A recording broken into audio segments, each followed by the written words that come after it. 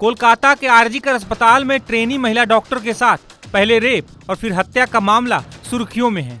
इस घटना के बाद से डॉक्टर आंदोलनरत हैं और इस मामले में कड़े कार्रवाई की मांग कर रहे हैं। इस मामले में आरोपी संजय रॉय सीबीआई की हिरासत में है।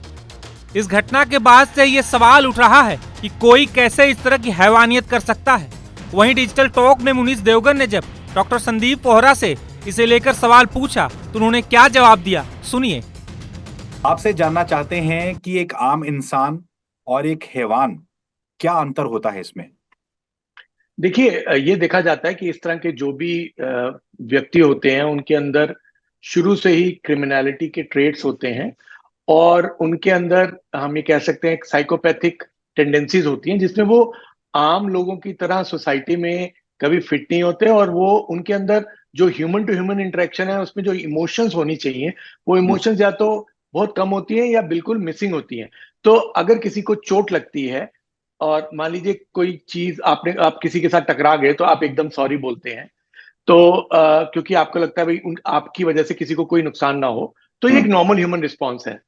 बट इस तरह के जो लोग होते हैं जो साइकोपैथिक होते हैं उनको कोई मतलब नहीं होता, उनको कोई फर्क नहीं पड़ता, वो इमोशनली बिल्कुल ही मैं कहूं कि नंब होते हैं और वो ना इमोशंस अपनी व्यक्त कर सकते हैं दूसरे की महसूस कर सकते हैं। इसलिए जब इस तरह के कोई भी जघन्य अपराध होते हैं उसके अंदर अधिकतर देखा जाता है कि इनकी पास्ट हिस्ट्री में जो अपराध से पहले की हिस्ट्री है उसमें या तो रिलेशनशिप्स होती नहीं है या मल्टीपल रिलेशनशिप्स होती हैं या वो जो होती है वो बड़ी फ्रेजाइल सी होती हैं, बहुत जल्दी टूट जाती हैं और इमोशनली अनस्टेबल लोग माने जाते हैं। इन सब चीजों के साथ अगर कोई व्यक्ति नशा करता है तो वो नशे के अंदर फिर वो ऐसी चीजें कर लेता है वो विदाउट नशा शायद ना कर पाता हो, तो उसके ब्रेन के अंदर फिर वो चीजें सारी जो चीजें छुपी होती है वो बाहर आ जाती है। तो एक व्यक्ति जो वैसे एक एवरेज आदमी की तरह रह रहा है सोसाइटी में, वो दारू पी लेता है या भांग का नशा करता है, किसी भी चीज का नशा करता है, तो उसके अंदर एक हैवान आ जाता है। तो एक नॉर्मल व्यक्ति के अंदर वो गुस्सा कर सकता है और वो तोड़फोड़ कर सकता है, गाली गलौज कर सकता है, पर अगर इस तरह का व्यक्ति है तो वो इस तरह के जघन्य अपराध भी कर सकता है, चाहे उसे नशा किया हो चाहे ना किया हो। इसमें एक चीज ये सामने आ रही है कि इसने पॉर्न वीडियो देखा, उसके बाद वो सेमिनार हॉल में पहुंचता है और उसके बाद वो इस जघन्य अपराध को अंजाम देता है। आपको क्या लगता है जो पॉर्न वीडियो है, इस कितना बड़ा रोल है इसमें? देखिए, डिपेंड करता है। जहां तक जो न्यूज आ रही है ये पॉर्न एडिक्ट था, तो जब आप बहुत ज्यादा इस तरह की कोई भी चीज देखते हैं तो हर वक्त वो आपके दिमाग पे हावी होती है। तो जो सी चीज आप एक पर्दे पर देख रहे होते हैं तो आपके अंदर के जो एक हिडन फ्रस्ट्रेशन बोले या हिडन आपके अंदर की जो डिजायर है उसको आप एक रियल लाइफ में करने के लिए कोशिश करते हैं। तो वो जो चीज है, अगर कोई पॉर्न डिपेंडेंट है, पॉर्न एडिक्ट है और हर वक्त पॉर्न देखता है, तो उसके अंदर वो टेंडेंसी मल्टीफोल्ड बढ़ जाती है और वो किसी भी एक्सटेंट पे जा सकता है, क्योंकि जो उसने देखा होता है वो उसको वो फेंटिसाइज करता है। फेंटिसाइज करने के बाद एक सोसाइटल नॉर्म्स के बिना उसको फुलफिल करने के लिए उसके अंदर थॉट्स आ सकते हैं और इस तरह के लोग फिर वो जघन्य अपराध इस तरह के कर लेते हैं। इस बातचीत के दौरान डॉक्टर संदीप पोहरा ने कई जानकारी दी है, सुनिए उन्होंने और क्या बताया।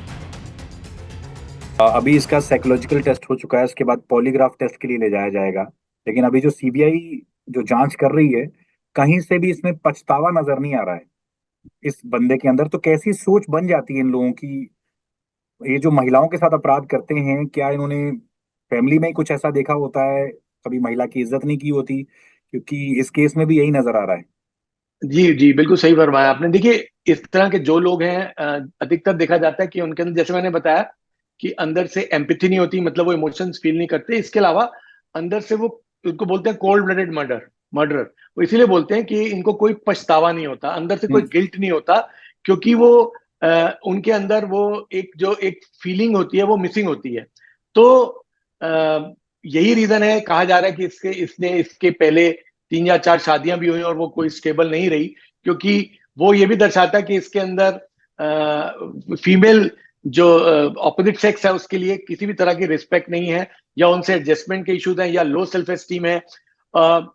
ये भी देखा जाता है कि पास्ट में कई केसेस में देखा जाता है कि बचपन में उन्होंने इस तरह का वातावरण में पैदा होते हैं, या तो बहुत ज्यादा मारपीट देखी होती है, महसूस की होती है, या उन्होंने जो आसपास का माहौल है उसमें औरत को की बेइज्जती या औरत के साथ मारपीट या औरत को कुछ ना समझना, ये देखा होता है।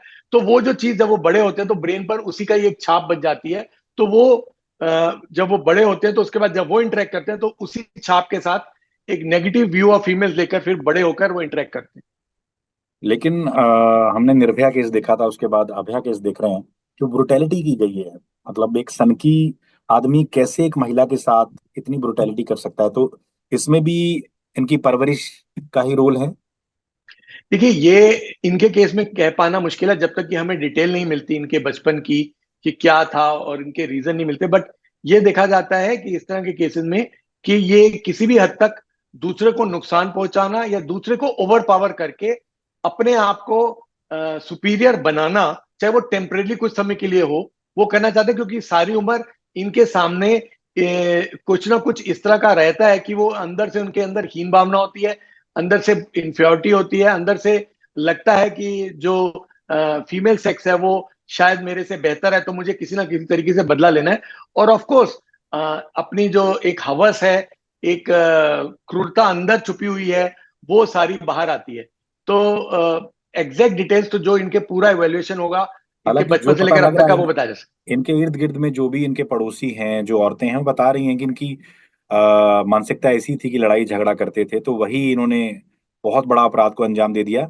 आपसे मैं जो मेन दर्शकों के सवाल आ रहे हैं, कैसे समाज में इंसानों को ऐसे हैवान बनने से रोका जा सकता है, ऐसे रेपिस्ट बनने से रोका जा सकता है, क्योंकि आप सबसे बता सकते। इंपॉर्टेंट है एग्जेम्पलरी पनिशमेंट। हम्म। मेरे हिसाब से इस केस में, जो कि पूरे नेशन ही, पूरे वर्ल्ड में देखा जा रहा है, एग्जेम्पलरी पनिशमेंट, इसको सख्त से सख्त कड़ी सजा मिलनी चाहिए, ताकि दूसरों के सामने एक ये मैसेज जाए कि ये इस तरह की चीजें टॉलरेबल नहीं है इंडिया हम्म। के अंदर।